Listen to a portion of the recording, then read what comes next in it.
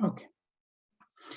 Today I have connected with mobile data, so I'm having a range electricity issue, है ना, light नहीं है मेरे इधर, so maybe आपका मेरा वॉइस ब्रेक हो सकता है, अगर होगा मुझे बोल देना, and let's see कब तक हम लोग लेक्चर कंटिन्यू कर पाते हैं, right?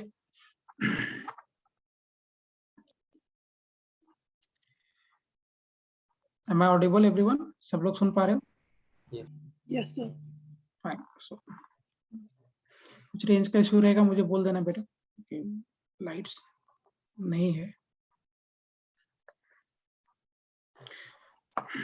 देखते कब तक लेक्चर कंटिन्यू हो पाता है. फाइन. लास्ट लेक्चर में हम लोग क्या बात कर रहे थे? We have discussed regarding flux ना, फ्लक्स के बारे में बात किया था हमने.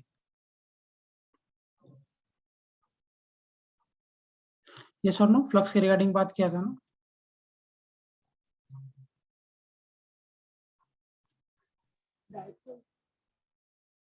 ओके. फ्लक्स में आगे काम करेंगे, बात करेंगे. So I will be making few questions. Let's say ऐसा मेरा कोई क्यूबिकल सरफेस है और इसको यहाँ पे हमने कनेक्ट कर दिया है like this.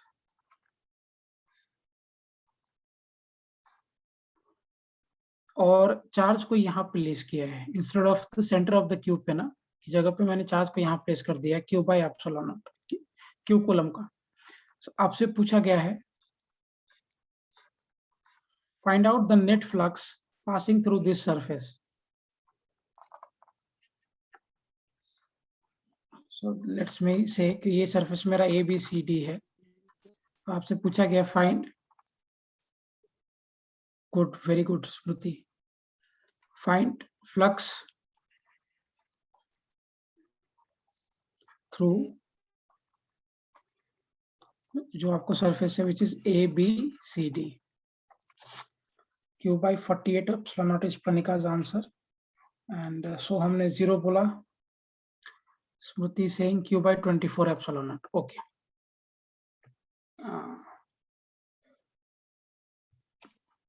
Smriti Q by 24 epsilon nought कैसे आया बेटा?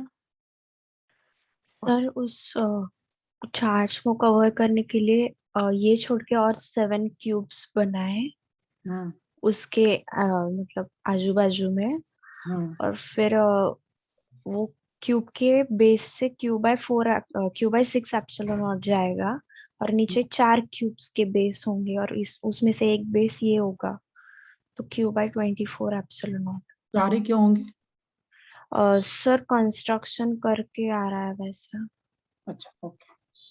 देखो पहला चीज हम क्या करेंगे, यहाँ पे चार्ज हमने प्लेस किया है, तो पहले तो आप ये चार्ज को कवर करो, सेंटर में लेकर आओ. तो क्या इस चार्ज को कवर करके सेंटर में लाने के लिए मुझे 8 क्यूब्स चाहिए. सी, एक क्यूब इसको 2 डायमेंशनल में रिप्रेजेंट करता हूँ. सो हियर एक क्यूब्स मेरा यहाँ पे हो गया ऐसे, दूसरा क्यूब ऐसा हो गया, 2 क्यूब, और चार्ज यहाँ पे एक्चुअली यहाँ पे चार्ज था मेरा, तो एक देखो इसके आगे भी मुझे 2 क्यूब्स और लगेंगे, तो यहाँ पे चार्ज आ जाएगा बीच में या इसके पीछे वॉटेवर इसे. फिर उसके बाद मुझे 2 क्यूब्स और यहाँ लग जाएंगे. ध्यान से, एक क्यूब ऐसा हो गया और सेकेंड क्यूब ऐसे हो गया. यस और नो? अब खुद सोच के देखो, चार्ज मेरा यहाँ पे था, चार्ज मेरा यहाँ पे था, तो 4 क्यूब्स अगर हमने ऐसे प्लॉट कर दिए, चार्ज इज हियर, और अगर मैं 4 क्यूब और बना दूं, तो क्या ये जो चार्ज होगा वो सेंटर में आ गया? तो टोटल क्यूब्स कितने हो गए? Is it 8? 4 हियर, 1 2, फ्रंट में 3 और इधर एक और 4. सो एक क्यूब यहाँ पे, एक क्यूब यहाँ पे 2, और एक इसके आगे का 3, एक इसके आगे का 4, और 4 ऊपर में. टोटल नंबर ऑफ क्यूब्स कितने हो गए? Is it 8? सो एक क्यूब में फ्लक्स कितना जाएगा? एक क्यूब में फ्लक्स कितना जाएगा? फ्लक्स थ्रू 1 क्यूब कितना आएगा बेटा? Will it be equal to q by 8 epsilon naught? Yes, sir. Right. अब लेकिन सोच के देखो, अब इसमें आके डिवाइड होगा एंड आप लोग सब 48 बोल रहे हो, वो गलत है। कैसे समझना, जब इसमें आ गया q बाई 8 एप्सिलॉन नॉट, अब सोचना ये ऊपर वाले सरफेस में तो लाइन से ऐसे जाएगा, तो ये सरफेस में तो फ्लक्स बन नहीं सकता, ये सरफेस पे भी लाइन से ऐसे जाएगा, तो ये सरफेस में भी फ्लक्स नहीं बन सकता, क्योंकि यहां से भी लाइंस इस सरफेस को पैरेलल निकल के जा रहा है, क्रॉस नहीं कर रहा है। सो अगर ये क्रॉस नहीं कर रहा है, इंप्लाइज कि यहाँ पे भी फ्लक्स मेरा 0 होगा। इन द सेम मैनर ये जो इस साइड वाला सरफेस है, इसमें भी फ्लक्स मेरा नहीं होगा, यहाँ पे भी फ्लक्स 0 होगा। तो टॉप सरफेस पे भी 0, इधर भी 0 और इधर भी 0, ये तीनों सरफेस पे फ्लक्स 0 हो गया। तो बचा कितना, एक सरफेस, दो सरफेस और एक ये पीछे वाला सरफेस। तो इसमें एक क्यूब में फ्लक्स आया q बाई 8 एप्सिलॉन नॉट, और ये q by 8 epsilon not 3 parts में डिवाइड हुआ। सो flux through ABCD will be equal to 1/3 of q by 8 epsilon naught, बराबर। सो कितना हो जाएगा, will it be q by 24 epsilon naught होगा। Good, it clear to everyone? समझा सभी को ये पॉइंट?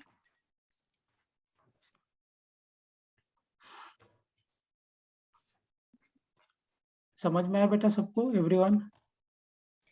यस। गुड, ऐसा good question by the way, very good Shravani, ये बहुत अच्छा सवाल है। कौस्तुभ क्लियर है कॉन्सेप्ट ये? कौस्तुभ करना क्लियर बेटा? Yes sir. गुड, चलिए थोड़ा थोड़ा टफ करेंगे। मान लो कि मेरे पास चार्ज यहाँ प्लेस किया है हमने क्यू कूलम का, और इसके सामने यहाँ पे मेरा ऐसा रिंग या डिस्क ऐसे प्लेस किया है, सच दैट कि ये जो चार्ज है वो इसके सेंटर में है, राइट, इसके सेंटर में है, और इसका रेडियस r दिया हुआ है। Find flux.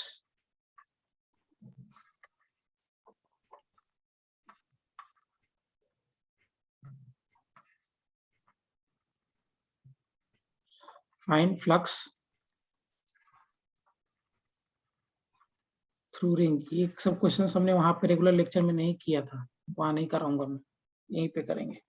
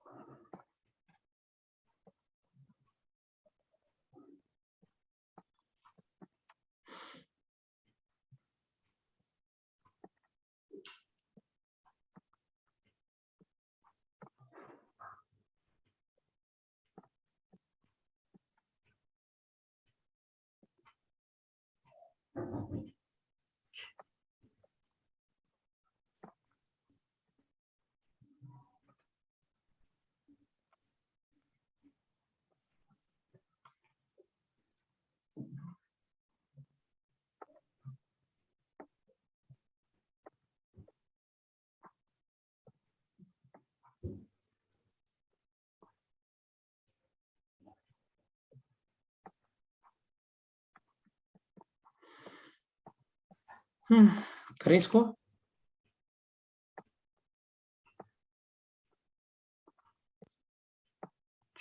डिस्कस करते हैं। कैसे करेंगे इस पे, क्या अप्रोच लगाओगे? को अगर यहाँ पे फ्लक्स फाइंड आउट करना है, क्या अप्रोच लगाओगे? सर थीटा पे जाके डी थीटा फर्स्ट वाला। या फिर एक काम करते हैं, ये आपको आर दिया है रेडियस इसका ना, एक काम करो, मैं इसको करने का 2 मेथड बताता हूँ, अच्छे से समझेंगे। थोड़ा सा कॉम्प्लिकेट क्या, थोड़ा सा अच्छा कॉन्सेप्ट है। इसका रेडियस आर दिया है, एक काम करो, यहां से आप एक्स पे जाओ, और या जैसे कस्तूर तुम बोल रहे हो थीटा पे जाके डी थीटा, इधर वे, लेकिन मैं इसको ऐसे तोड़ता हूँ। एक्स पे जाके मैंने एक dx थिकनेस का एलिमेंट काट लिया है, राइट। तो अब ये dx थिकनेस का जो एलिमेंट होगा, यहाँ पे जो इलेक्ट्रिक फील्ड होगा, क्या वो इलेक्ट्रिक फील्ड इस डायरेक्शन में होगा? और अगर ये डिस्टेंस x है और ये d है, तो ये कितना हो जाएगा बेटा? Will it be under root of x square plus D square, right? Sir हाँ बेटा। सर ये रिंग है तो उसके अंदर कैसे एलिमेंट काट सकते हैं? क्यों नहीं काट सकते? आप ऐसे समझो, रिंग है या डिस्क है, whatever you want to say, दोनों में से आप कुछ भी ले लो। चलो रिंग के लिए बात करते हैं। सो क्या रिंग का जो टोटल एरिया होगा, is it pi are square? Pi are square होगा। सो मैं इतने एरिया में फ्लक्स निकालना चाह रहा हूँ, तो क्या यहाँ से जाके हम x पे जाके dx का एक एलिमेंट काट सकते हैं? मैं मास नहीं डिवाइड कर रहा हूँ बेटा, मैं एरिया को डिवाइड कर रहा हूँ, वो तो कर सकते हैं ना हम लोग। यस। हाँ, अगर उसमें भी आप कंफ्यूज करो, let's assume this as a disc, no worries, fine. अब खुद सोच के देखिए, यहाँ पे डीए वेक्टर मेरा इस डायरेक्शन में है, is it DA vector in this direction? अब अगर ये डीए वेक्टर इस डायरेक्शन में है और यहाँ पे लेट से कि ये एंगल मेरा थीटा है, सो अगर ये एंगल थीटा है तो क्या ये वाला एंगल भी थीटा होगा? तो इस केस में जो आपका छोटा सा फ्लक्स हो जाएगा, वो क्या E A D A into cos theta होगा, छोटा सा फ्लक्स। हाँ या ना?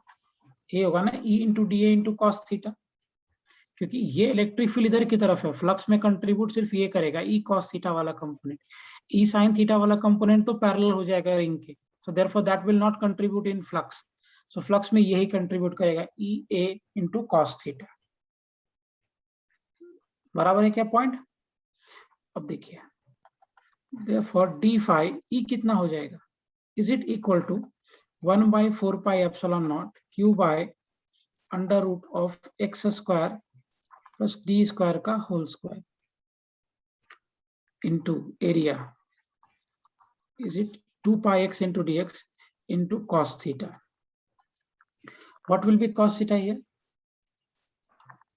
तो क्या cos theta होगा d by under root of x square plus d square. So अगर आप d phi लिखोगे, so will it be equal to 1/4 pi epsilon naught q into d into 2 pi x by under root of x square plus d square into dx. So this will be square कर दिया, cos की जगह पे रख देंगे हम, so x square plus d square raised to power 3/2 होगा ऐसा? एवरीवन? यस। गुड, क्लियर है सभी को पॉइंट ये यहाँ तक? अब देखिए, वंस वी मूव फॉरवर्ड, यहाँ तक आने के बाद अब मुझे इसको इंटीग्रेट करना पड़ेगा। कैसे इंटीग्रेट करोगे? How will integrate this?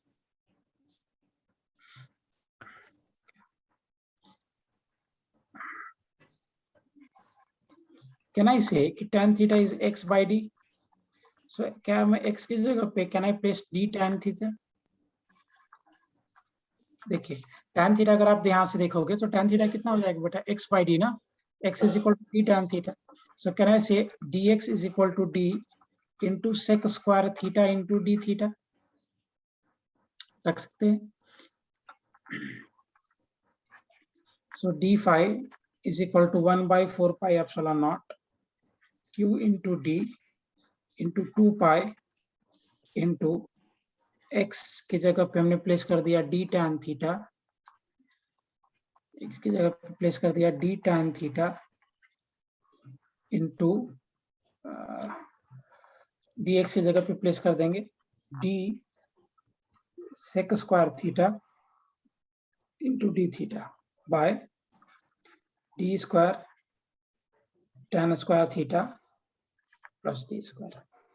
Will it be like this? और अगर आप इसको आगे कैलकुलेट करोगे, सी ध्यान से अच्छे से देखिए,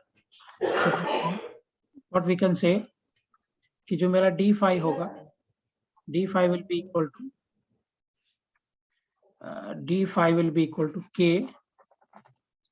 k का मतलब ये हो गया q d 2 pi q d 2 pi tan theta into sec square theta tan theta into sec square theta to d theta. So d square 2 pi tan theta into sec square theta into d theta by d cube into sec cube theta.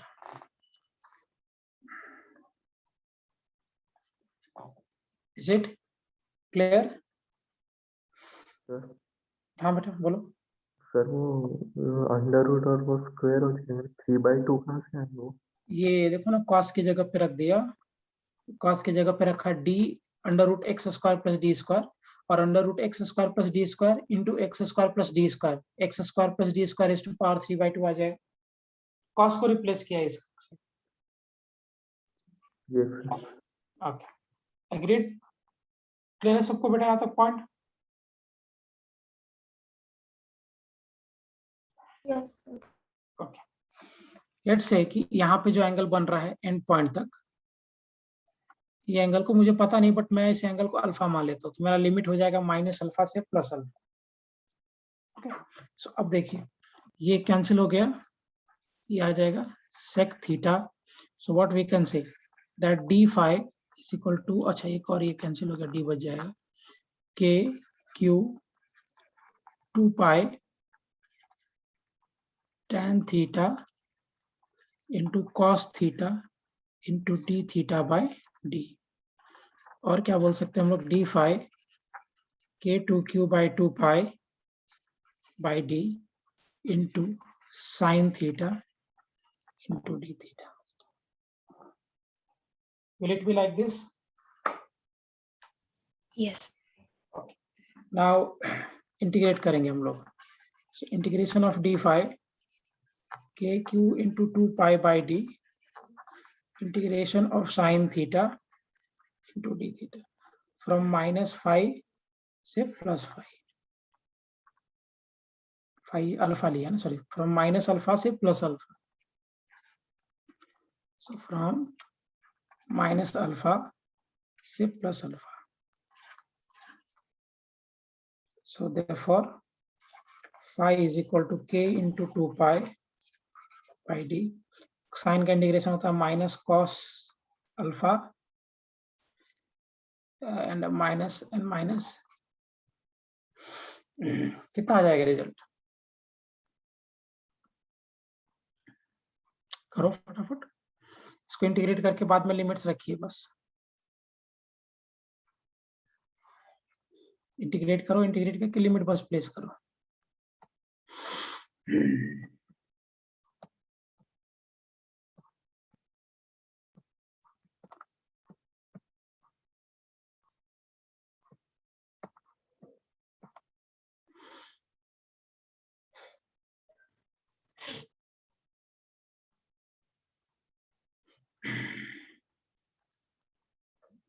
देखो instead of minus ना एक काम करते, इसमें ज्यादा आसान हो जाएगा मेरे लिए. इसको आप cos 0 से चले जाओ अल्फा तक, बाद में ऑटोमेटिक समझ में आ जाएगा. अच्छा, मुझे इसका लिमिट क्या लेना पड़ेगा? माइनस अल्फा से अल्फा लेना पड़ेगा कि 0 से अल्फा लेना पड़ेगा? लिमिट क्या लेना पड़ेगा?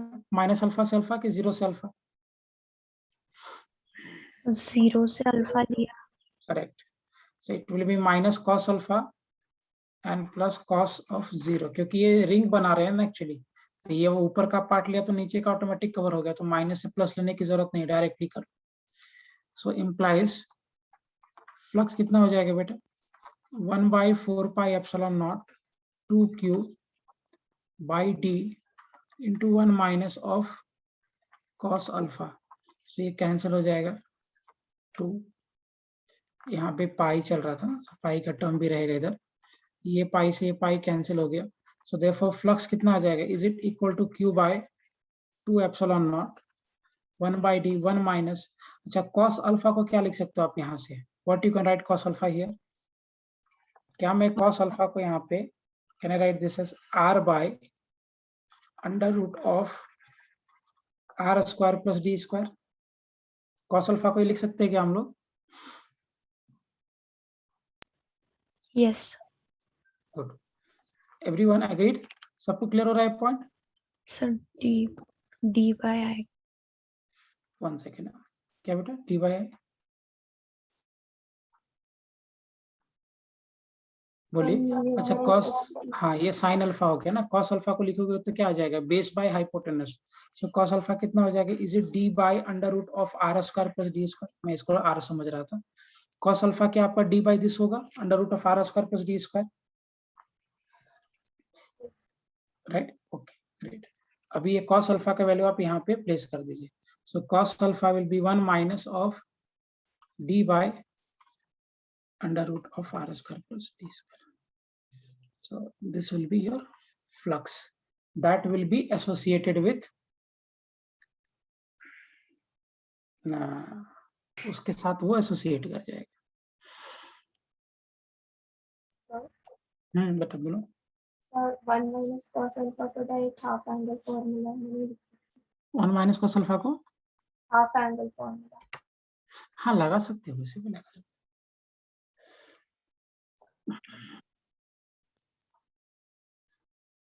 कैलकुलेशन एक बार अच्छे से बस देख लो, कैलकुलेशन में कहीं डाउट नहीं होना चाहिए। एक बार मैं भी चेक कर लेता हूँ, x की जगह पे रख दिया हमने,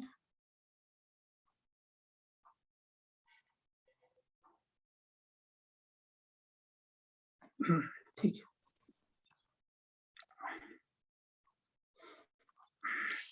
सर सर ऊपर न्यूमरेटर में भी डी क्यूब आ रहा है और डिनोमिनेटर में भी डी क्यूब ही आएगा ना, सो दोनों ओवरऑल कैंसिल देख लेते हैं।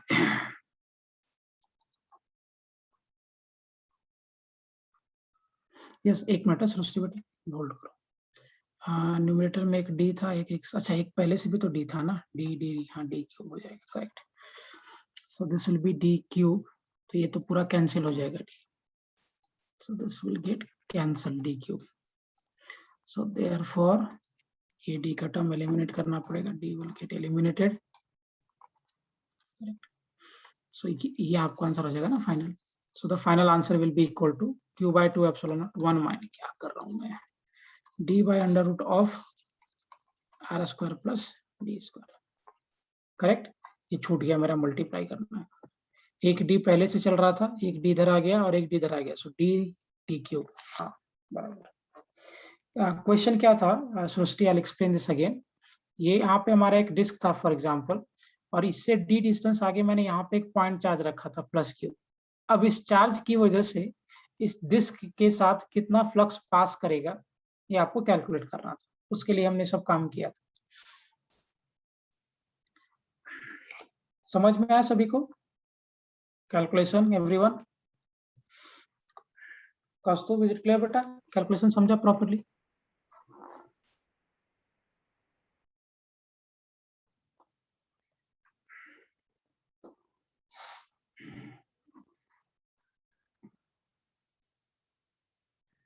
कौस्तुभ हाँ बोलो। प्रीवियस स्लाइड दिखाइए। हाँ समझा बाकी लोगों को? कनाद कौस्तुभ क्लियर है बेटा दोनों को कैलकुलेशन? गुड, कैलकुलेशन अच्छा इसका, मैं इसको करने का एक और मेथड बताता हूँ, पहले तो ऐसे कर ले।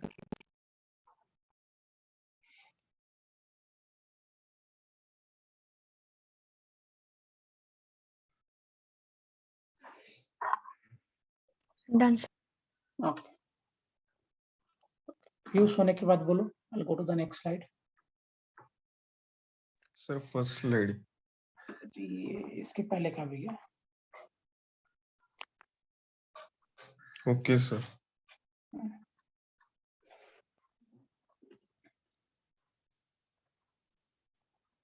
सर एक बार इलेक्ट्रिक फील्ड कैसे आया वो?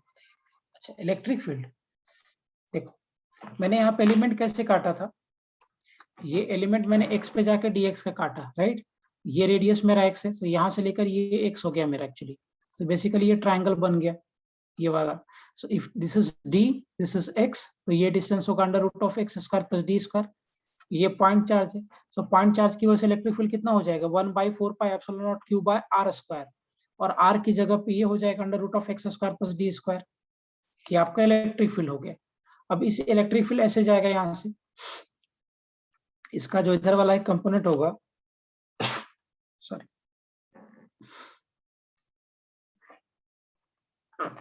सो ये इलेक्ट्रिक फील्ड इस डायरेक्शन में जा रहा है, और इस इलेक्ट्रिक फील्ड का जो कंपोनेंट होगा इस डायरेक्शन में, ये वाला कंपोनेंट E cos थीटा, यही कंपोनेंट आपको फ्लक्स में कंट्रीब्यूट करेगा। ठीक है, सिंस आपने ये रिंग का रेडियस x लिया था और ये डिस्टेंस आपका d था, so by using Pythagoras theorem ये डिस्टेंस कितना हो जाएगा, under root of x square plus d square. वही कैलकुलेशन किया, समझा Kaustubh properly? Okay, correct. Clear with everyone? Shall I move ahead?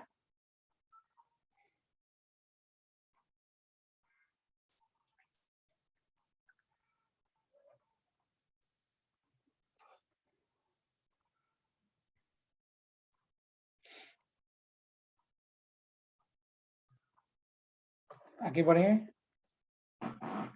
चलो आगे। मान लो इसी क्वेश्चन में मैं थोड़ा सा आपसे मॉडिफाई, इसी क्वेश्चन को करते हैं एक और अप्रोच से। मुझे एक बात बताओ कि मैंने आपको क्या दिया था कि यहाँ पे एक मेरा ऐसा ऑब्जेक्ट था, डिस्क था फॉर इंस्टेंस, और इसके सेंटर से यहाँ पे जब हम आगे डी डिस्टेंस पे हमने पॉइंट चार्ज किया था प्लस। मैं आपको यही मेथड सजेस्ट करूंगा करने के लिए। पिछला मेथड तो बहुत कॉम्प्लिकेटेड कैलकुलेशन था फॉर स्पेशली फॉर नीट, और इसका रेडियस आर, देखो कॉम्प्लिकेटेड क्या लेकिन अच्छा इंटीग्रेशन था, रेडियस आर दिया है।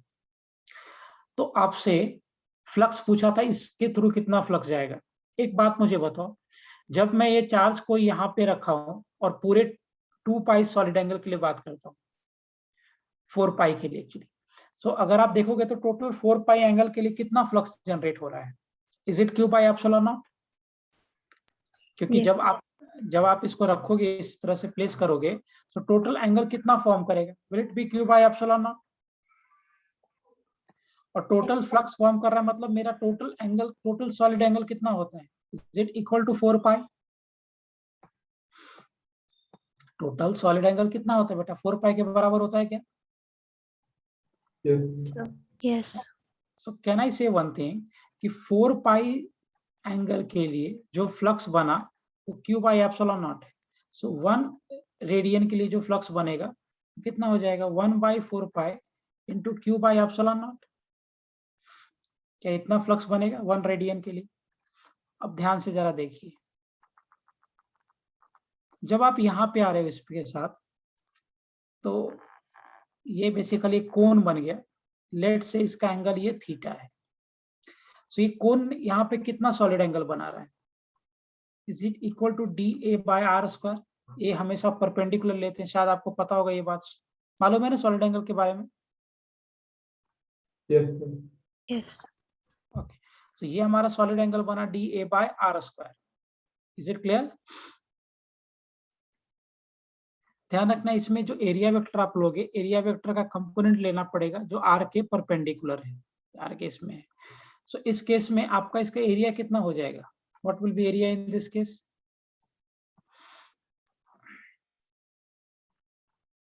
देखो ये मेरा सॉलिड एंगल हो गया इस तरह से, और मुझे क्या पता है that solid angle is equal to what, 2 pi into 1 minus of cos theta.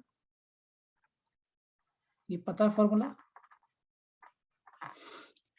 या लेट्स से कि अगर ये एंगल मैं अल्फा लेता हूँ, सेमी, ये मेरा प्लेन एंगल है अल्फा एक्चुअली, सो मेरा सॉलिड एंगल कितना हो जाएगा, is it equal to 2 pi of 1 minus cos alpha? Yes. Okay great, so solid angle हो गया 2 pi 1 minus of cos alpha. अब जरा सोचना ध्यान से, क्या 4 पाई एंगल के लिए फ्लक्स मेरा q बाय एप्सिलॉन नॉट था, सो 1 रेडियन के लिए फ्लक्स कितना हो जाएगा 1 by 4 pi into q by epsilon not, and for this much solid angle flux कितना बनेगा? सो क्या इसके लिए जो फ्लक्स बनेगा will it be equal to 2 pi by 4 pi 1 minus of cos alpha into q by epsilon naught? ये पता है ना सबको कि डिराइव करने की जरूरत है इसको? Do I need to derive this? कि क्लियर है सबको ये पॉइंट? हाँ क्या बेटा?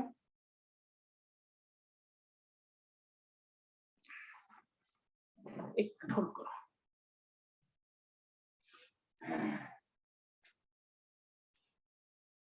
ये डिराइव करना है कि समझ आता है कॉन्सेप्ट कैसे करेंगे? So can you derive? अच्छा एक मिनट बेटा।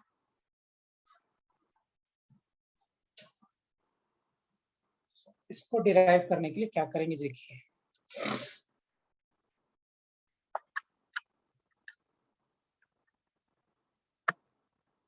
बहुत इजी वे में इसको डिराइव कर सकते। एक मिनट होल्ड करो।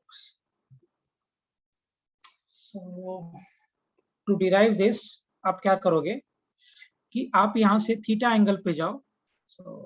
मैं यहां से थीटा एंगल पे जा रहा हूं और थीटा एंगल पे जाके मैं एक बहुत छोटा सा डी थीटा का एलिमेंट काट ले रहा हूँ। सो दिस इज मैं इसका एक नीट डायग्राम बनाता हूँ। एलिमेंट देखना ध्यान से कैसे कट कर रहे हैं हम लोग। एलिमेंट जो आप कट कर रहे हो वो थीटा एंगल पे जाके आप डी थीटा का एक एलिमेंट कट करना है, ठीक? और उस एलिमेंट का आपको ये लिखना है, उस एलिमेंट का तुम्हें एरिया लिखना है। कैसे लिखोगे एरिया?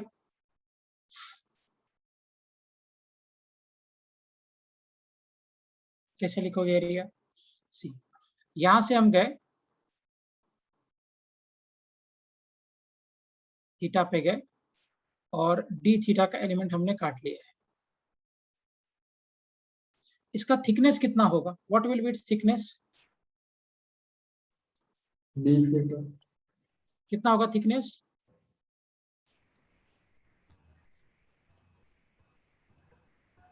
बोलो कितना होगा इसका थिकनेस? हाँ, distance into distance into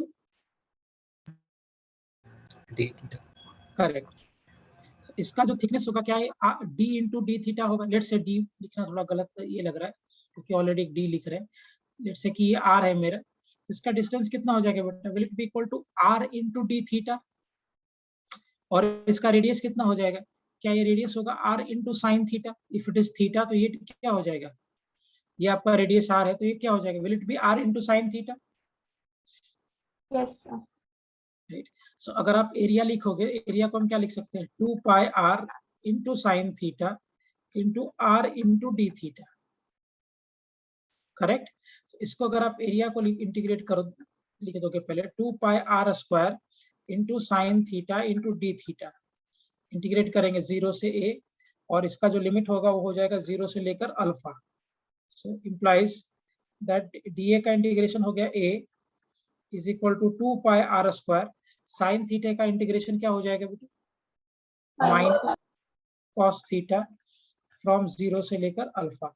so this implies area कितना आ जाएगा आपको? Will it be equal to 2 pi are square 1 minus of cos alpha. मैं डायरेक्टली लिख देता हूँ, minus cos alpha minus minus plus cos 0 is 1, so therefore will it be equal to 2 pi r square 1 minus of cos alpha, right?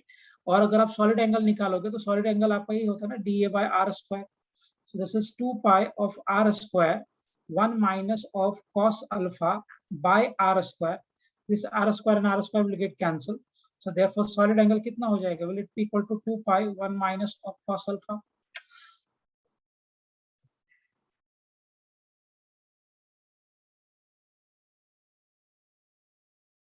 होगा ये solid angle everyone? Yes, sir. Okay, great. Clear है सबको point? Kaustubh, do you remember formula पता है ना बेटा solid angle का, 2π1 minus of cos alpha. Yes sir. Okay, तो ये मेरा डेरिवेशन कर दिया मैंने शॉर्ट में। सो खैर इसका जरूरत नहीं है अभी।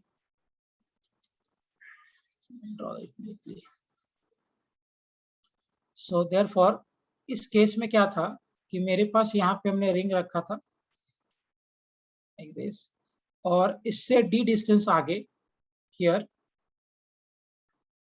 We have placed that charge, और इसका रेडियस मुझे मालूम था।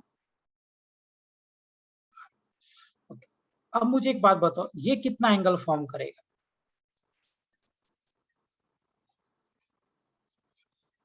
पहली बात तो ये फ्लक्स लिख दिया मैंने। सो फ्लक्स कितना हो जाएगा इस केस में? Will it be equal to q by 2 pi था, इसको कैंसिल कर दोगे। सो 2, सो क्या मेरा फ्लक्स आ जाएगा? q by 2 epsilon not bracket 1 minus of cos alpha होगा ये फ्लक्स।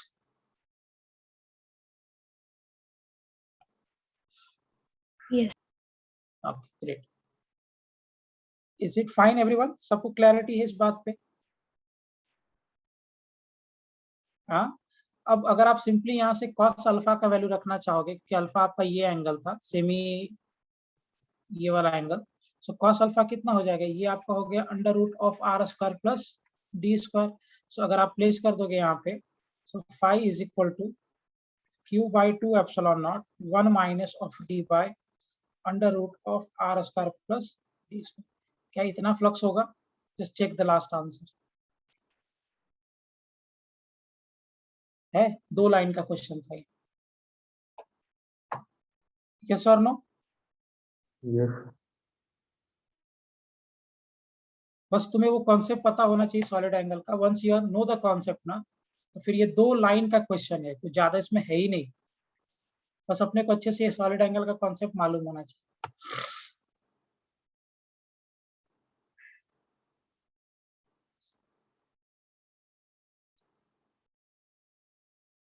4 पाई सॉलिड एंगल के लिए q बाई एप्सिलॉन नॉट था।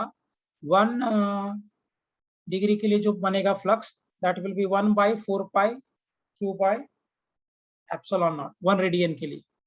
So therefore for that much radian 2 pi bracket 1 minus cos alpha जो बनेगा वो ये होगा।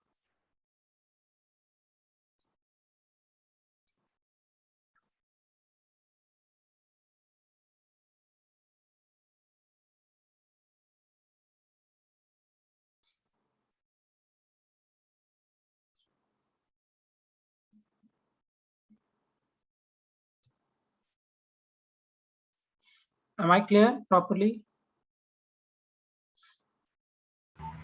Yes sir. Good. बाकी लोग क्लियर है सबको? सृष्टि क्लियर बेटा एवरीवन? Yes.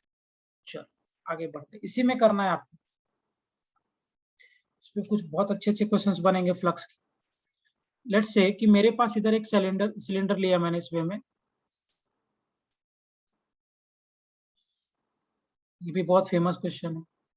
सिलेंडर लिया यहाँ पे, और सिलेंडर का मेरा टोटल लेंथ L दिया है,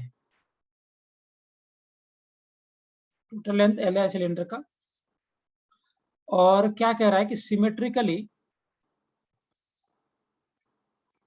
यहाँ पे मैंने एक चार्ज को प्लेस कर दिया। सो चार्ज को जो मैंने प्लेस किया वो यहाँ पे प्लेस किया, let's say plus q coulomb का, सच दैट कि L/2 है यहाँ से डिस्टेंस, रेडियस r मान लो। आपसे पूछा जा रहा है कि find out the net flux passing through this curved surface area. Find flux passing through curved surface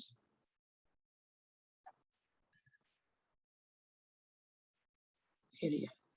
ये जो है ना आपका कर्व्ड सरफेस एरिया, इस कर्व्ड सरफेस एरिया से कितना फ्लक्स पास कर रहा है ये पूछा गया है। हॉलो सिलेंडर है ना? हाँ, हॉलो रे सॉलिड रे से क्या फर्क पड़ता है? So you have to find the flux through this curved surface area।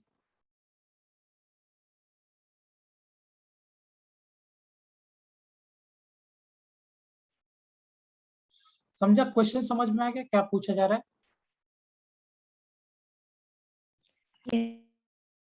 करिए, Yes. करो करो करो करो। I will wait for some time, 2 minute रुकता हूँ आप लोग के लिए।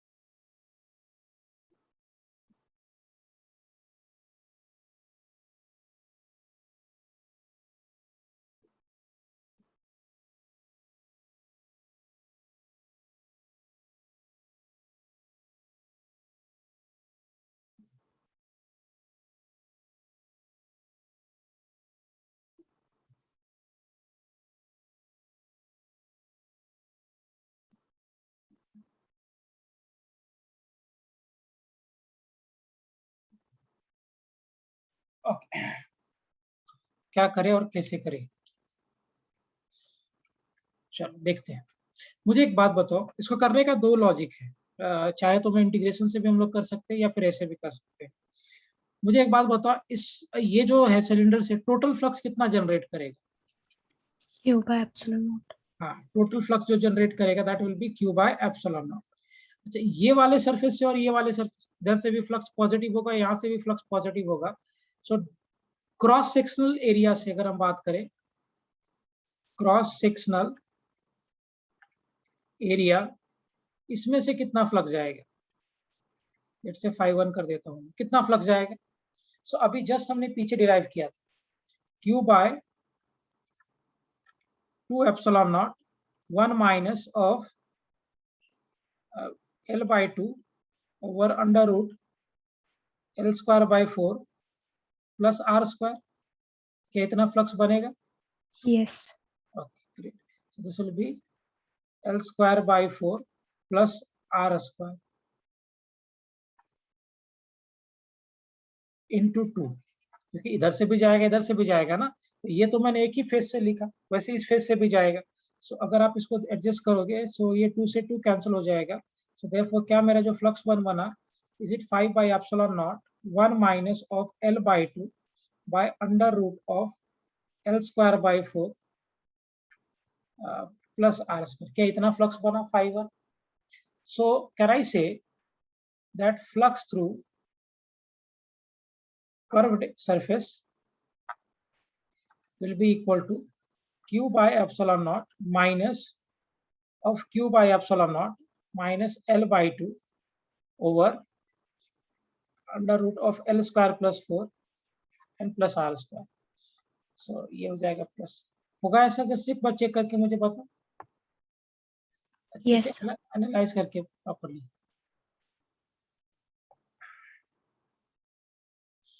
sir.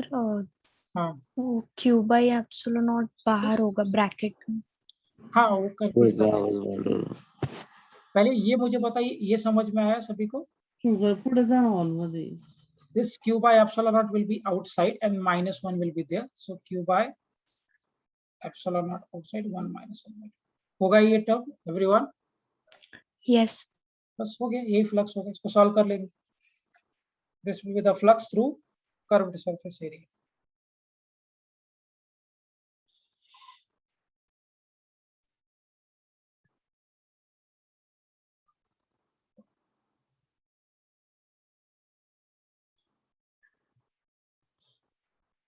Am I clear? सबको समझा ये पॉइंट ढंग से?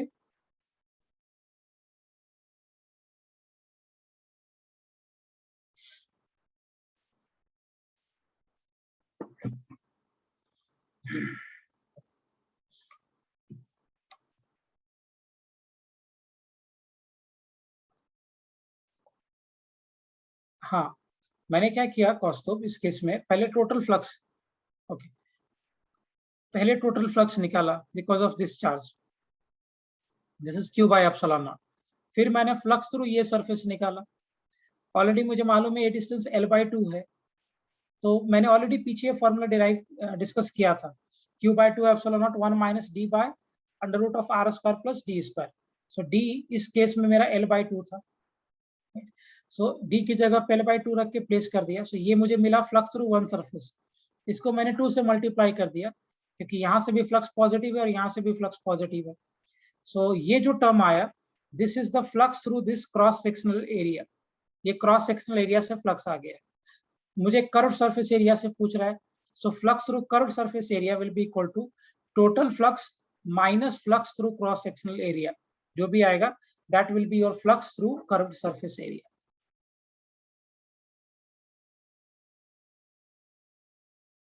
ओके फाइन, प्लनिका करता हूं बेटा।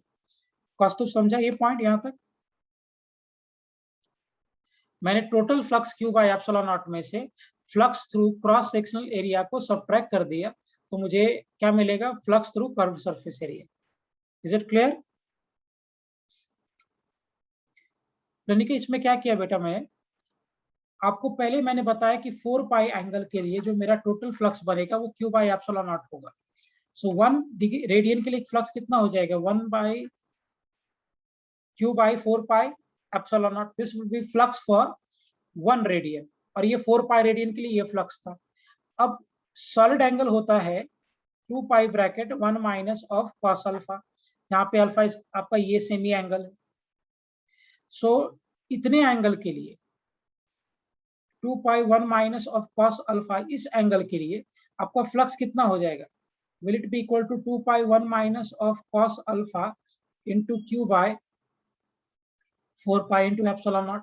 ये पाई से पाई कैंसिल हो गया, ये 2 कैंसिल हो जाएगा। सो फ्लक्स कितना बनेगा बेटा? Will it be equal to Q by 2 epsilon not 1 minus of cos alpha. So ये इतने एंगल के लिए ये आपका फ्लक्स होगा, बस वही किया मैंने, फ्लक्स लिख दिया q by 2 epsilon not 1 minus cos alpha, और बाद में हमने कॉस अल्फा का वैल्यू यहाँ से रखा।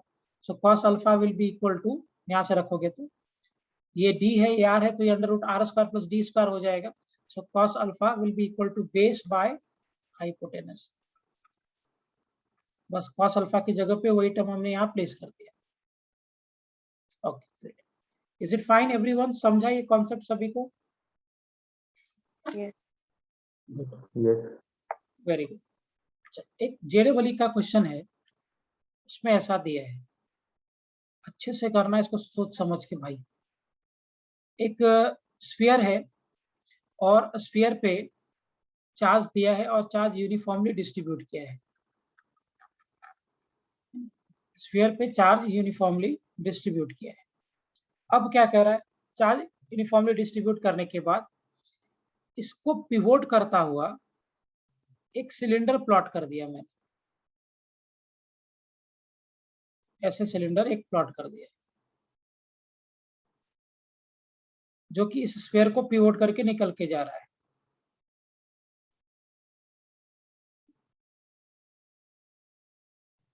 आई होप इमेजिन हो रहा होगा सबको। सो बेसिकली एक सिलेंडर है ये, और वही सिलेंडर को ऐसे है,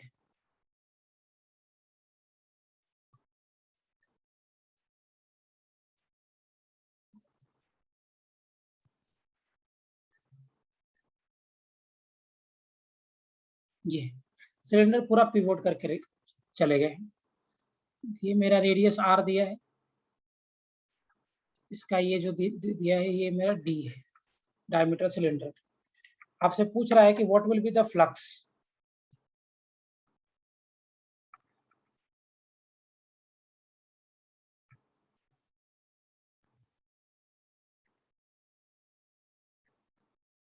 चलो करो फटाफट, जेडबल एडवांस का क्वेश्चन है ये।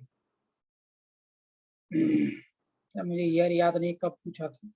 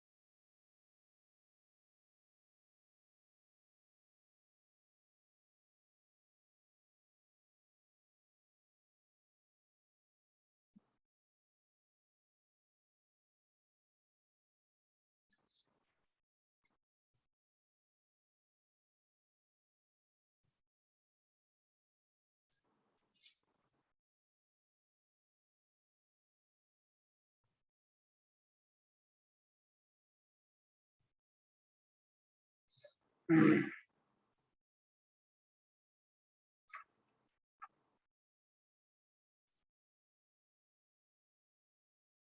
हाँ, होलोस्फीयर है।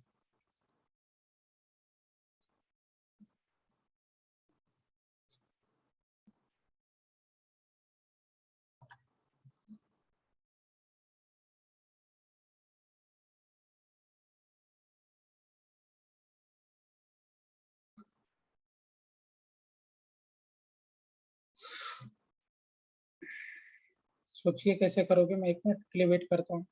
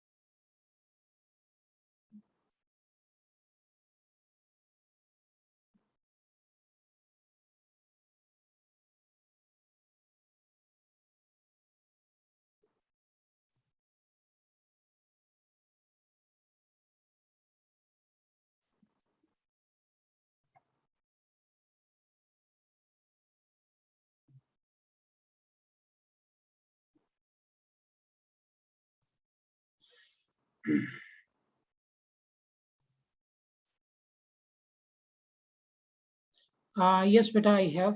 मैं करता हूँ सेंड, मैंने देखा है मैसेज आपका। Send that notes.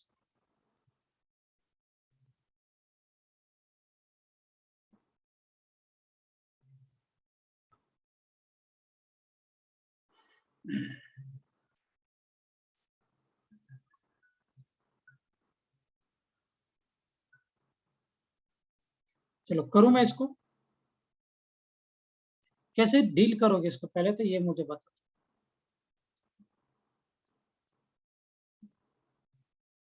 नहीं पीयूष, ऐसे नहीं करना पड़ेगा बेटा।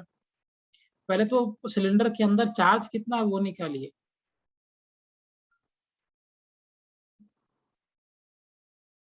Q in by epsilon not. हाँ तो क्यू इन कितना है कॉस्टिव, क्यू इन ही तो निकालना है।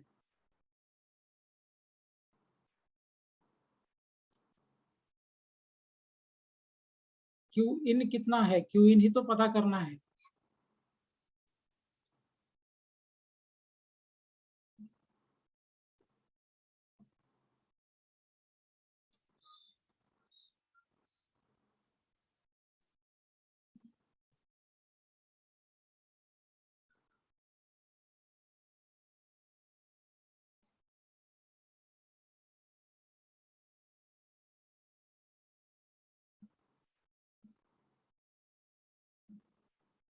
ओके चलो देखो, मैं करता हूँ इसको भी। कैसे आप इसको डील करोगे, कैसे अप्रोच करोगे। पहले तो आप चार्ज कितना है वो निकाल लो। तो ये होलो स्फीयर पे मैंने चार्ज को डिस्ट्रीब्यूट किया है, तो क्या मुझे पहले सिग्मा निकालना पड़ेगा। सिग्मा कितना हो जाएगा, will it be equal to Q by 4 pi are square, ये होगा ना सिग्मा, राइट। अभी देखो, यहां से आपको निकालना पड़ेगा ये, इसकी ये वाला एरिया। कैसे निकालोगे एरिया, आप इमेजिन करके देखो। सो क्या ये जो बनेगा यहाँ पे सर्कल, उसका रेडियस डी के बराबर होगा, और ये आपका आर है। एक्चुअली आप इमेजिन करके देखो तो ये ऐसा कुछ बनेगा।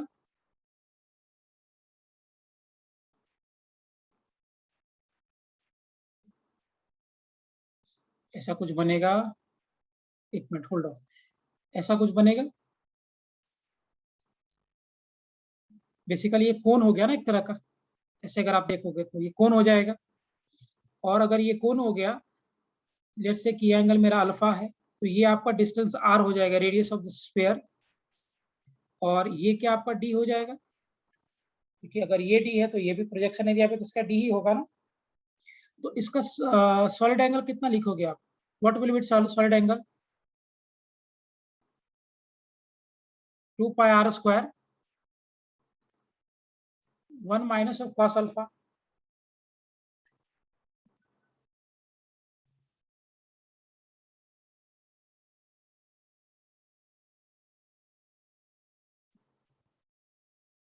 होगा 2 pi r square 1 minus of cos alpha, will it be? तो आर स्क्वायर नहीं आएगा ना? आएगा ना बेटा, ये r दिया है, if it is given r here, तो इसका सॉलिड हाँ सॉरी, ये एंगल होगा, एरिया होगा। सो क्या ये एरिया हो जाएगा 2 pi r square into 1 minus of cos alpha, right? Yes, बिल्कुल सही। 2 pi r square 1 minus of cos alpha, is it area? Yes. Okay, so इसके अंदर cos अल्फा, इसके अंदर चार्ज कितना होगा? क्यू इन कितना हो जाएगा? So Q in will be equal to sigma into 2a, sigma into D A multiply by 2, क्योंकि ऊपर भी होगा और नीचे भी होगा, दोनों तरफ से फ्लक्स पॉजिटिव बनेगा। सो क्या जो मेरा चार्ज इनसाइड हो जाएगा Gaussian surface, 2 into q by 4 pi are square into 2 pi into r square 1 minus of cos alpha.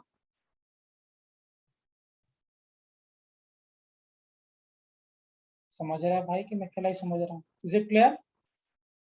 क्यों 2 से मल्टीप्लाई क्यों समझ में आ रहा है? क्योंकि चार्ज इधर भी है और चार्ज इधर भी है। So therefore this pi and pi will get cancel, ये टर्म कैंसिल हो गया, ये आर स्क्वायर से आर स्क्वायर का टर्म कैंसिल हो जाएगा।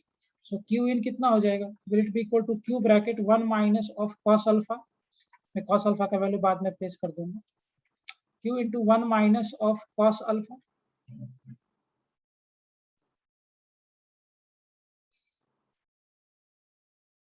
होगा। अब अगर आप इसकी वजह से फ्लक्स लिखोगे तो आपका फ्लक्स कितना हो जाएगा? Charge inside Gaussian surface by epsilon not. So what will be your flux? q by epsilon not 1 minus of cos alpha. Correct. अभी अगर आप cos अल्फा का वैल्यू यहाँ से लिखोगे बेटा, तो cos अल्फा कितना हो जाएगा? Will it be equal to r by under root of r square plus d square. अगर मैं प्लेस कर दूं, ये आईटी एडवांस का क्वेश्चन है। So q by epsilon not 1 minus of r under root by r square plus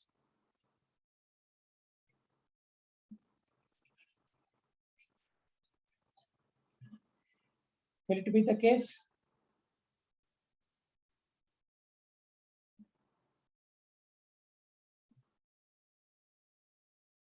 Yes, sir. Good.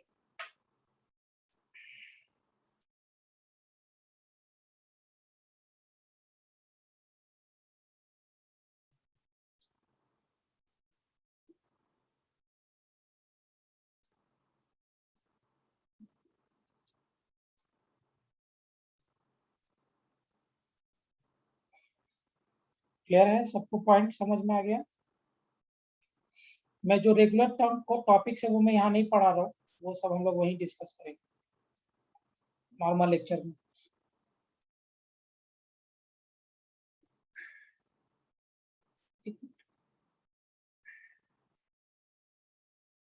सिर्फ clear, सबको समझा बेटा पॉइंट? Yes sir. ओके, आगे बात करते हैं। और करो इस टाइप का प्रॉब्लम? Yes sir.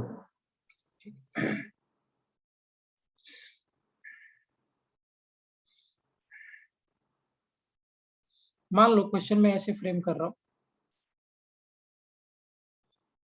that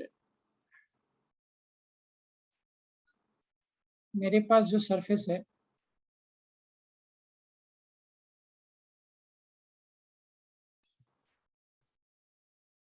वो कुछ ऐसा सरफेस है, नॉट लाइक दिस।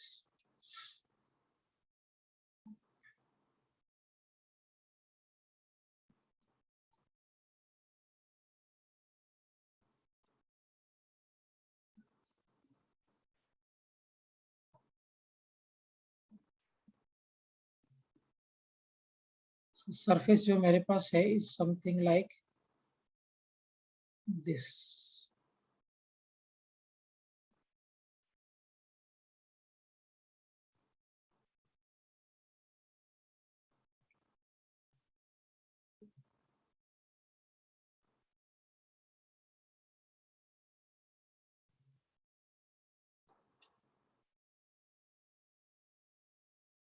ये सरफेस है मेरा इस वे में, ठीक है? ये भी बहुत स्टैंडर्ड क्वेश्चन है जो करा रहा हूँ। और ये सरफेस होने की वजह, ये एक्स एक्सिस इधर की तरफ है आपका और लेट्स से ये लेंथ मेरा ए दिया है, ये लेंथ बी मालूम है, और ये हाइट सी मालूम है। चाहिए तो डाटा के फॉर्म में लेना चाहता हूँ, डाटा के फॉर्म में लेना। तो ये हाइट मेरा सी दिया हुआ है। अब क्या कह रहा है क्वेश्चन में कि इलेक्ट्रिक फील्ड इसी डायरेक्शन में है। ये हाइट आपका सी हो गया। इलेक्ट्रिक फील्ड दिया है ई नॉट आई का, find net flux.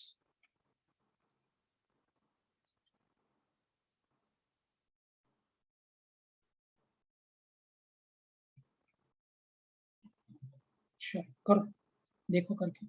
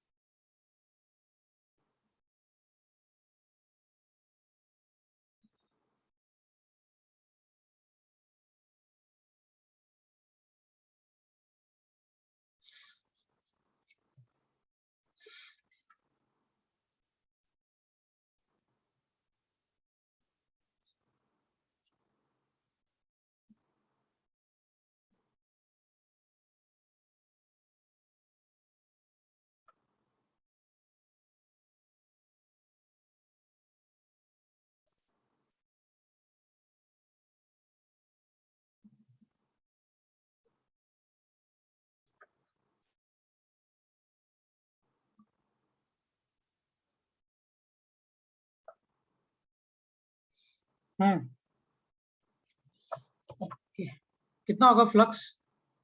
Okay, Kaustubh is saying 2 E not into C। भाई कौस्तुभ जितना लाइन सेंटर कर रहा है उतना ही लाइन से एग्जिट कर रहा है, फ्लक्स 0 होना चाहिए। भूल गया कॉन्सेप्ट? यूनिफॉर्म इलेक्ट्रिक फील्ड है ना, इलेक्ट्रिक फील्ड यूनिफॉर्म है, तो जितने लाइन सेंटर कर रहे हैं उतना ही लाइन से एग्जिट भी हो रहा है ना, तो नेट फ्लक्स क्या होगा? 0। चलो इस सरफेस के क्रॉस फ्लक्स लिखते हैं, ये वाला सरफेस के क्रॉस कितना फ्लक्स होगा? Will it be equal to E not into इसका area B into C into cos of 180 degree, क्योंकि एरिया वेक्टर बाहर की तरफ है और इलेक्ट्रिक फील्ड अंदर की तरफ जा रहा है, तो यहाँ पे एरिया वेक्टर और इलेक्ट्रिक फील्ड के बीच का जो एंगल बन रहा है वो 180 डिग्री है। सो क्या हो जाएगा यहाँ पे फ्लक्स कितना हो जाएगा बेटा? will it be equal to minus of E naught into BC? Is it flux here? Yes, sir. Okay. अब यहाँ पे फ्लक्स लिखते हैं इस वाले सरफेस में। अब इमेजिन करो इलेक्ट्रिक फील्ड ऐसे जा रहा है और एरिया वेक्टर ये है, कितना एंगल बन रहा है इलेक्ट्रिक फील्ड और एरिया वेक्टर के बीच में? थोड़ा सा फॉर सिंप्लिसिटी में इधर प्लॉट कर देता हूँ, ये सो एरिया वेक्टर इस डायरेक्शन में है और इलेक्ट्रिक फील्ड वेक्टर इस डायरेक्शन में, लेट से। अब जरा इमेजिन करना ध्यान से, अगर ये एंगल थीटा है और अगर मैं जस्ट ऐसे ड्रॉ कर दूं, सो ये थीटा, ये 90, ये 90 माइनस थीटा, तो ये थीटा, तो ये एंगल कितना फॉर्म कर जाएगा? Will it be equal to 90 minus theta? होगा if you are taking this angle as theta, this is 90, तो ये 90 माइनस थीटा, और अगर ये 90 माइनस थीटा है तो ये थीटा होगा, और ये इस पे परपेंडिकुलर होता है सरफेस पे। सो अगर ये थीटा हो गया तो ये 90 माइनस थीटा होगा। तो अगर मैं इस वाले सरफेस पे फ्लक्स लिखूं, इस सरफेस पे, तो फ्लक्स कितना हो जाएगा, ई नॉट इंटू इसका area, area will be what बेटा, कितना होगा एरिया इसका, 4p into root t square plus 6. देखो क्या ये अगर ये वाला साइड आपका C है और ये वाला साइड अगर आपका A है, तो क्या ये जो साइड होगा will it be equal to under root of C square plus A square, और ये आपका B है, तो क्या इसका एरिया हो जाएगा B into under root of C square plus A square into cos 90 minus of theta.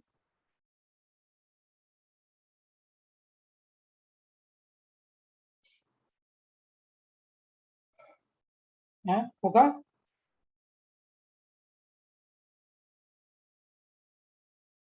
will it be like this everyone, yes or no?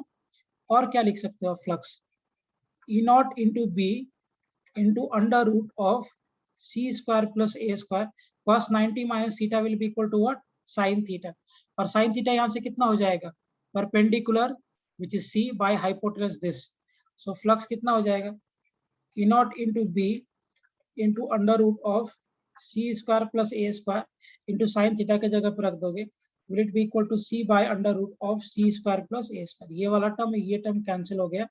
so क्या जो मेरा फ्लक्स मिल रहा है, let's say this is phi1 और ये मेरा phi2, so E not B into C, so क्या जो आप अगर आप नेट फ्लक्स लिखोगे, so will it be equal to phi1 plus phi2, so net flux कितना हो जाएगा बेटा, will it be equal to E not into BC minus of E not into BC, so flux net कितना हो जाएगा, will it be equal to 0? Yes sir. ठीक, अब इतना मगजमारी करने की जरूरत भी नहीं थी, मुझे वैसे भी समझ में आ रहा था कि जितने लाइंस एंटर कर रहे उतना ही लाइंस एग्जिट कर रहा, तो कहाँ से नेट फ्लक्स बनेगा, कस्तूब यस और नो, वो बात ध्यान में रखो बेटा। क्लियर है बाकी लोगों को, कनात क्लियर है बेटा, calculation? Yes sir. Pranika, Neelanjan, Poonam, Prashant, clear everyone? Yes sir. These are standard questions of flux, ये सब नॉर्मल लेक्चर में मैं आऊंगा ही नहीं इधर, ये हम यहीं पे करेंगे इस टाइप का प्रॉब्लम।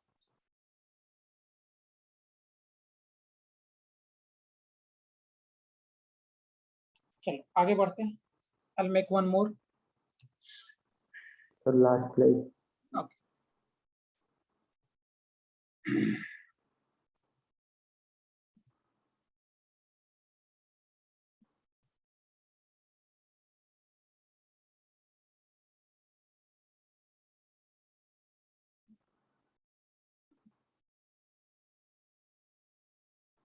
Done sir. ओके, देखिए क्वेश्चन ऐसे बनाता हूँ, that we are having surface like this और एक चार्ज पार्टिकल को हमने क्या किया है, चार्ज पार्टिकल को हमने इस सरफेस के जस्ट बाहर प्लेस कर दिया है, प्लस क्यू, और इसका रेडियस ये आर है। सो आपसे पूछा गया है कि the flux passing through the curved surface of the sphere is, flux passing through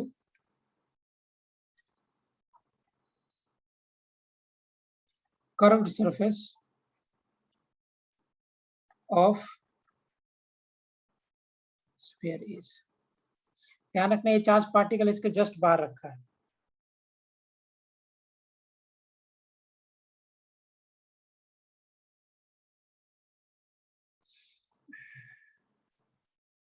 अरे नहीं गौरव, जीरो नहीं होगा भाई, ये क्लोज सरफेस नहीं है, वो साइक्लिक इंटीग्रल था, क्लोज सरफेस, ये क्लोज सरफेस है गौरव की ओपन सरफेस है ये, is it a close surface की ओपन सरफेस? ओपन वहाँ अगर क्लोज सरफेस होता, समझो बात ध्यान से, अगर क्लोज सरफेस होता और इसके बाहर हम चार्ज रखते तब तुम्हारा बात बराबर था, फ्लक्स 0 होता, बट ये ओपन सरफेस है। क्लोज सरफेस के बाहर अगर आप चार्ज रखोगे तो फ्लक्स 0 होगा, अगर ओपन सरफेस के बाहर रखते हैं तो फिर यहाँ पे कैसे फ्लक्स बन गया? ये तो सरफेस है ना, लेकिन ओपन है तो फ्लक्स बनेगा इस केस में।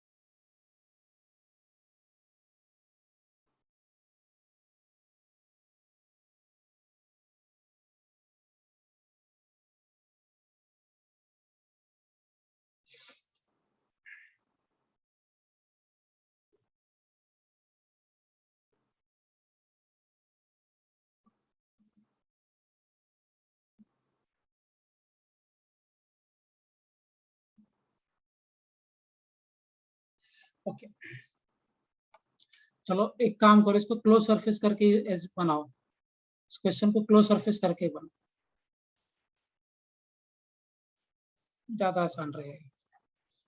इसको आप क्लोज सरफेस ही एज्यूम करके करिए solve.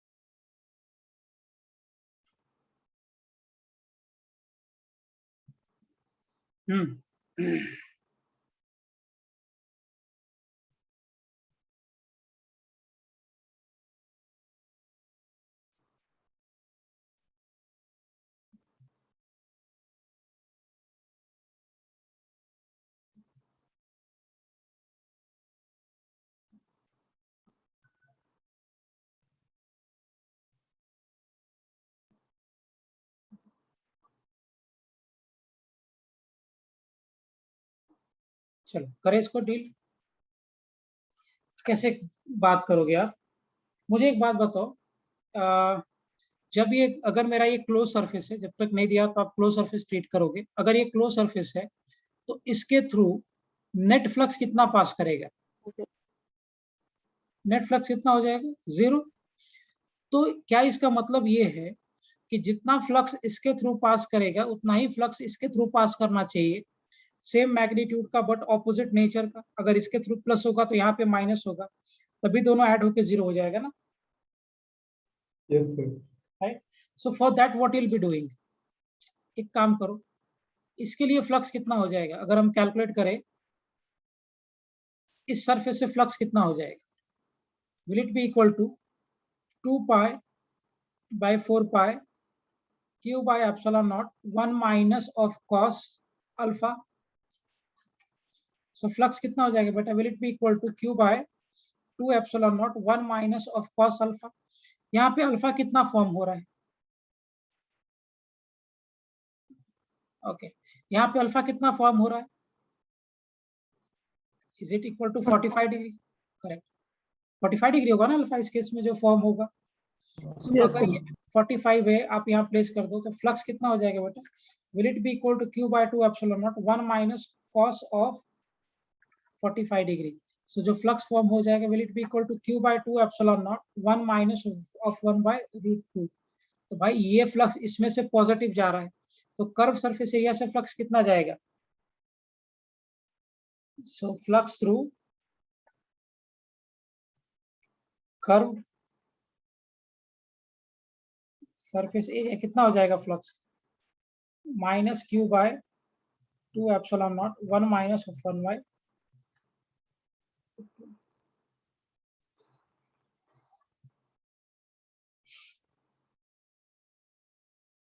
Am I clear, everyone?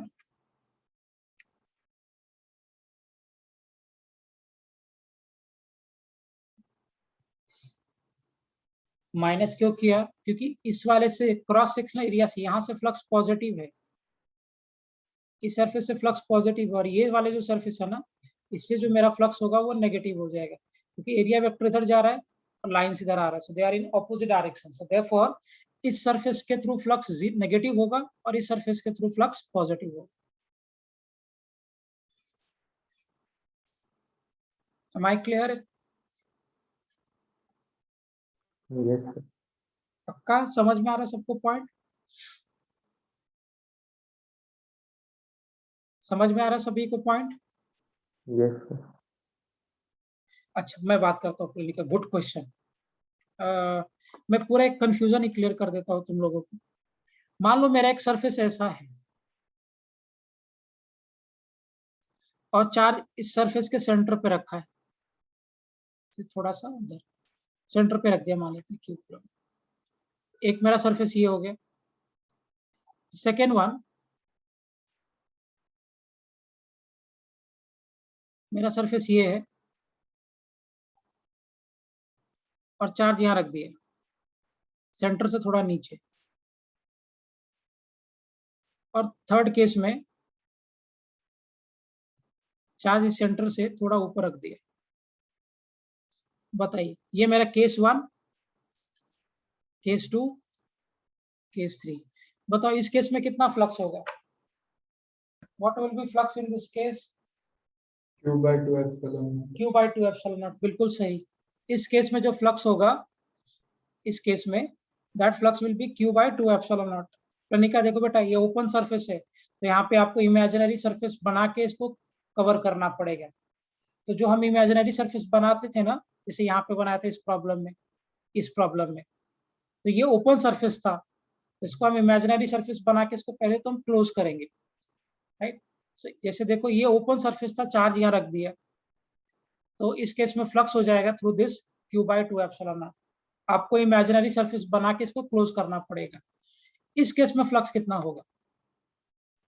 0। बिल्कुल, ये क्लोज सरफेस है और क्लोज सरफेस के बाहर मैंने चार्ज रखा, तो किधर से फ्लक्स बनेगा?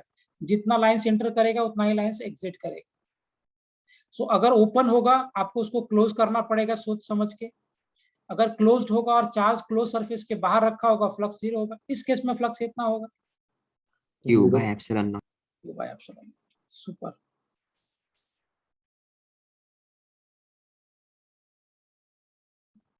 ओके, हाँ प्लेनिका, आरो बेटा, hold on. Is it clear now? ये समझ में आया पॉइंट? सो अगर आपका ओपन सरफेस है और उसमें अगर आपको फ्लक्स निकालना है, तो आपको उसमें इमेजिनरी प्लॉट करके सरफेस को क्लोज करना पड़ेगा, जो मेरा फर्स्ट केस था। सेकेंड केस में आप देखो, आपने चार्ज को क्लोज सरफेस के बाहर रखा है, और अगर मैं चार्ज को क्लोज सरफेस के बाहर रखूंगा तो फ्लक्स नहीं बनाएगा, 0 हो जाएगा। थर्ड केस में जो चार्ज था मेरा वो क्लोज सरफेस के जस्ट अंदर है, तो फ्लक्स बना देगा Q by epsilon naught। प्रणिका, इस केस में अगर ये ओपन सरफेस होता तो हम ये लॉजिक नहीं लगा पाते कि नेट फ्लक्स 0 होगा। उस केस में आपको क्या करना पड़ता? यहाँ से हर जगह पे इलेक्ट्रिक फील्ड निकाल के उसको कंपोनेंट तोड़ के इंटीग्रेट करना पड़ता एरिया के साथ में, जो कि बहुत कॉम्प्लिकेटेड होता। यहाँ पे हम जाते थीटा पे जाके डी थीटा का एक एलिमेंट काटते, रिंग बनता, उसके थ्रू आप फ्लक्स निकालते और फिर बाद में इसको पूरे में आप इंटीग्रेट कर देते रिंग को by taking limits from 0 to 45 from 0 to।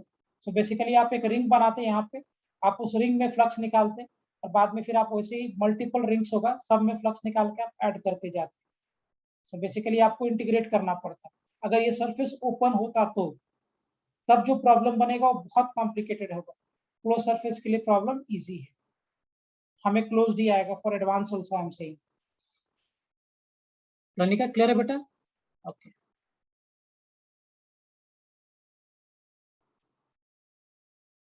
In the last case is on the surface or inside? No beta, on the surface nahi, just outside the surface, just outside the surface.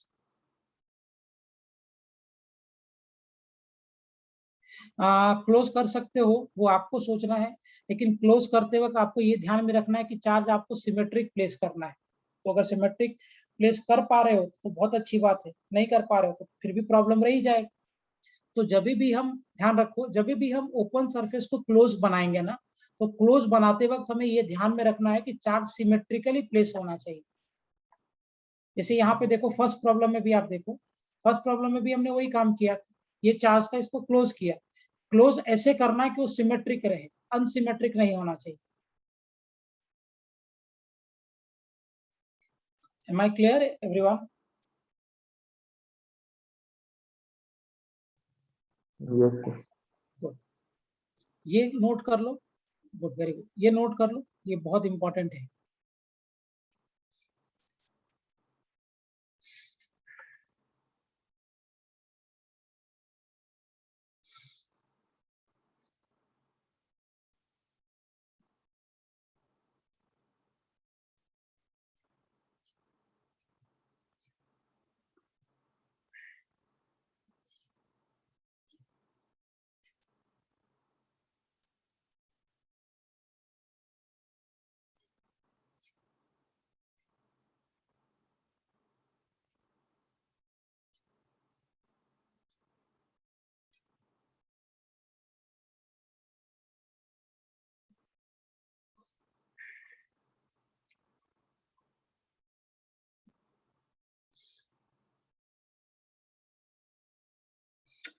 Done? Shall I move ahead? एक JEE advance आगे बढ़े बेटा, हो गया सभी को यहाँ तक? Yes, sir. एक एडवांस का प्रॉब्लम था, और प्रॉब्लम क्या था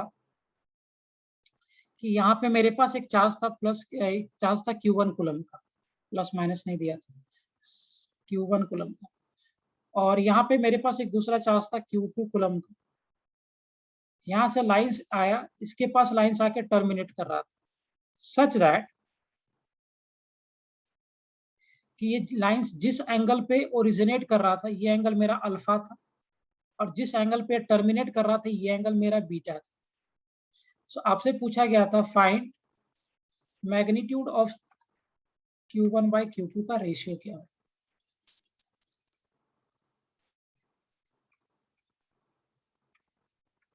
ये पूछा गया, कैसे करोगे?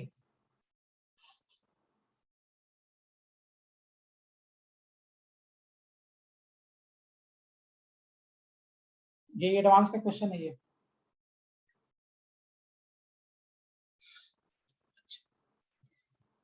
इस एक बात तो क्लैरिटी है ना कि ये ओरिजिनेट कर रहा है तो ये प्लस होगा, ये माइनस होगा।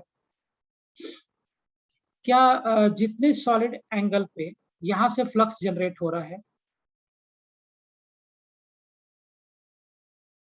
क्या जितने सॉलिड एंगल पे यहां से फ्लक्स जनरेट हो रहा है, क्या उतना ही यहाँ पे आके टर्मिनेट कर जाएगा?